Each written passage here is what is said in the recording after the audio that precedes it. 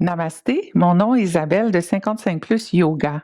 Saviez-vous que l'arthrose est la forme d'arthrite la plus courante et qu'elle touche plus de personnes que toutes les autres formes d'arthrite combinées?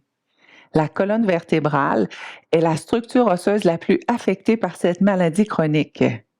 Après les vertèbres cervicales situées au niveau du cou, ce sont les vertèbres lombaires qui sont les plus touchées.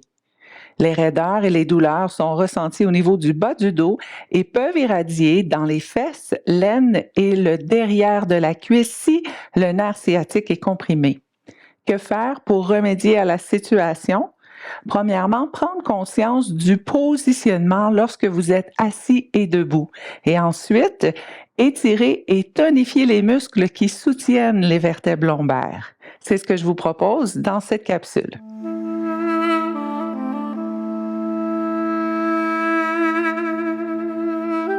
On débute par prendre conscience de notre positionnement lorsqu'on est debout. On veut s'assurer que le bassin est bien aligné afin de limiter la pression sur les lombaires.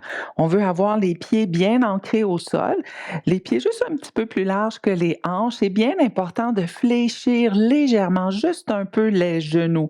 Et ça va vous permettre de mieux aligner le bassin. Je me place sur le côté pour que vous puissiez bien voir. Donc, micro-flexion au niveau des genoux va vous permettre naturellement de basculer le bassin vers l'avant. Ce qu'on veut, c'est que le coccyx pointe en direction du sol pour minimiser la pression sur les lombaires. Vous pouvez essayer aussi de juste pousser légèrement les hanches vers l'avant. Et ici, j'ai ma micro-flexion au niveau des genoux. Ce qu'on veut éviter en réalité, c'est de pousser les genoux vers l'arrière. On bloque les genoux et ici, en plus de créer de la pression sur les articulations des genoux, sujet d'une prochaine capsule, mais on fait aussi beaucoup de pression au niveau du bas du dos. Microflexion dans les genoux, on pousse légèrement les hanches vers l'avant et ici, on minimise la pression sur les lombaires et puis le coccyx pointe en direction du sol. Voilà. Ensuite, assis. On va prendre une chaise. On passe beaucoup de temps assis dans notre vie. On veut s'assurer que lorsqu'on est assis, on a ce bon positionnement. Même chose ici, on veut avoir les pieds bien ancrés au sol, les pieds à la distance des hanches. On veut aussi bien aligner les genoux avec les talons et on veut vraiment éviter de s'affaisser de cette façon. Et ça, ce que ça crée, ça crée énormément de pression, encore une fois, dans le bas du dos. On inspire, on veut allonger le tronc dans l'idée de pousser le dessus de la tête vers le ciel. On va garder un petit engagement au niveau de l'abdomen pour garder cette longueur au niveau de la colonne vertébrale, éviter la pression au niveau des lombaires et on peut s'aider aussi en poussant le dessus de la tête vers le ciel et on garde ce petit engagement au niveau de l'abdomen. Bien sûr que lorsque nous avons des abdominaux qui sont forts, particulièrement les abdominaux profonds, ça nous aide à maintenir cette posture et on va travailler ça vers la fin de la capsule. Maintenant, on veut passer à l'étirement, mais aussi la mobilité des lombaires. On va utiliser notre chaise. On place la chaise sur le bout du tapis, le siège vers nous. On va travailler dans une petite séquence dans laquelle il y a deux postures. La posture du chat, dans laquelle on vient étirer le bas du dos, on vient créer de la souplesse. Et la posture de la vache aussi, dans laquelle on va avoir une autre forme d'étirement, mais qui est tout aussi bienfaitrice. On s'installe les mains sur la chaise. Si jamais vous avez une petite douleur ici ou un inconfort au niveau des poignets, vous pouvez agripper la chaise des deux côtés de cette façon. Les mains sont sur la chaise où on agrippe le siège de chaque côté. Les orteils alignés, les pieds sous les hanches. Et ici, on va pousser dans les mains, on fléchit les genoux et on courbe la colonne au maximum, le menton à la poitrine. Inspirez, poussez fessiers vers l'arrière. Ici, les jambes sont longues. On pousse dans les mains pour dégager les épaules des oreilles et le dessus de la tête est vers le ciel. À l'expire, on pousse dans les mains, on fléchit les genoux et on courbe le dos au maximum, menton à la poitrine. Et à l'inspire, on pousse fessier vers l'arrière, poitrine vers l'avant et dessus de la tête vers le ciel. On complète ici avec une dernière séquence. Inspirez. Parfait. On fléchit les genoux. Ici, mon dos est droit, fessier vers l'arrière et on pousse dans les pieds pour remonter. Toujours en essayant de garder le dos droit. Évitez la pression sur les lombaires.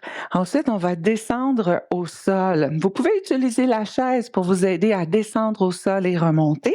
Descendre, c'est plutôt facile. Des fois, remonter, c'est un peu plus difficile. N'hésitez pas à utiliser la chaise. On descend au sol, on va s'installer sur le dos ici. Encore une fois, utilisez les genoux, utilisez les hanches pour arriver à descendre au sol en gardant le dos droit. On peut fléchir les genoux, pousser fessiers vers l'arrière, mon dos reste droit et on vient toucher le sol ou encore on utilise le siège de la chaise pour se déposer. On veut s'installer sur le dos, les genoux sont fléchis, la plante des pieds au sol. On veut garder les genoux à la distance des hanches. On est bien installé au sol, le pied gauche va rester au sol et on va soulever le pied droit. On veut approcher le genou de la poitrine et placer les mains sur le genou. Et ici, on va créer une résistance. Il y a le genou qui veut s'approcher de la poitrine et puis les mains qui vont pousser contre le genou. On veut aussi plaquer le bas du dos au sol et créer cette résistance. Genou droit qui veut s'approcher de la poitrine et les mains résistent. Ici, on vient engager les abdominaux profonds. Donc, on a plusieurs couches de muscles au niveau de l'abdomen et ici, on engage les muscles qui sont profonds, ceux qui sont le plus près de votre colonne vertébrale, ceux qui soutiennent vos vertèbres lombaires. Et on veut créer cette résistance. Le genou veut s'approcher de la poitrine et les mains résistent en poussant contre le genou. Pensez à respirer dans tout ça. Parfois, on oublie de respirer. On vient bloquer le souffle, particulièrement quand l'abdomen est engagé. On résiste encore un peu et on relâche. Déposez le pied au sol, allongez les bras de chaque côté du corps et juste le temps de prendre une petite pause avant d'aller faire la même chose de l'autre côté. Faites de petits mouvements d'essuie-glace avec les genoux. Et même chose de l'autre côté. Cette fois, le pied droit reste ancré au sol. On soulève le pied gauche. Résistance avec les mains qui viennent s'appuyer contre le genou. Et le genou gauche, lui, veut pousser, s'approcher de la poitrine. Plaquez bien le bas du dos au sol et on résiste. On veut sentir que l'abdomen est bien engagé. On maintient. Maintien. Pensez à respirer dans tout ça.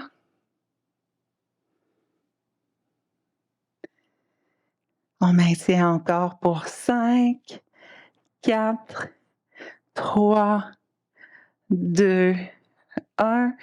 Parfait. Et on relâche. Même chose, on dépose le pied au sol. Les bras s'allongent de chaque côté et on fait de petits mouvements d'essuie-glace avec les genoux.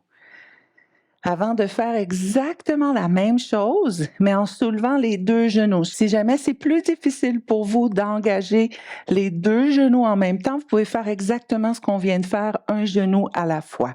Et si on soulève les pieds, prenez le temps de basculer le bassin de droite à gauche pour vous assurer que le sacrum qui est à la base de la colonne vertébrale, juste sous vos vertèbres lombaires, soit bien déposé au sol.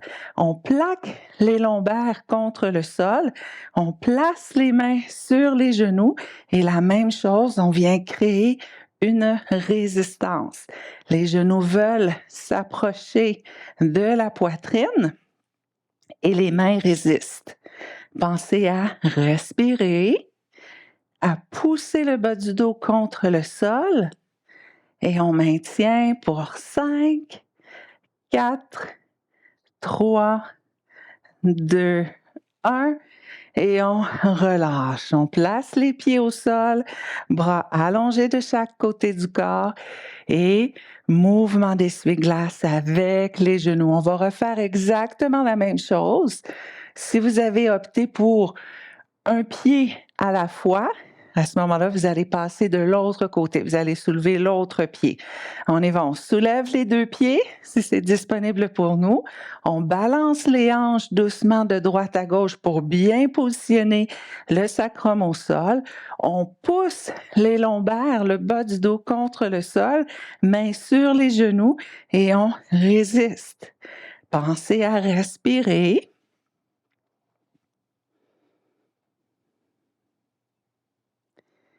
Et on maintient pour 5, 4, 3, 2, 1 et on relâche. Pieds au sol, bras de chaque côté du corps, mouvement d'essuie-glace avec les genoux.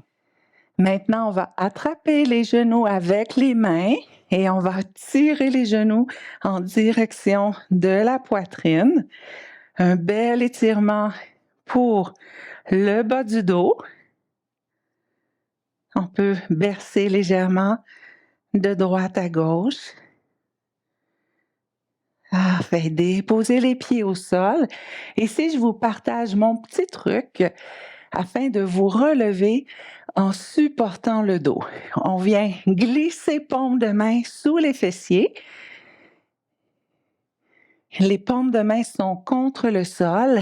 On veut ici que les index et les pouces se touchent pour former un triangle sous le sacrum. Les avant-bras sont bien déposés au sol, paumes de main et les coudes. Et ici, on va pousser dans les mains les avant-bras pour se soulever. Ici, le dos est bien supporté. Voilà. J'espère que ces quelques exercices, ces postures, ces mouvements vont vous aider à gérer ces maux de dos et atténuer les raideurs et les douleurs reliées à l'arthrose lombaire. Namasté!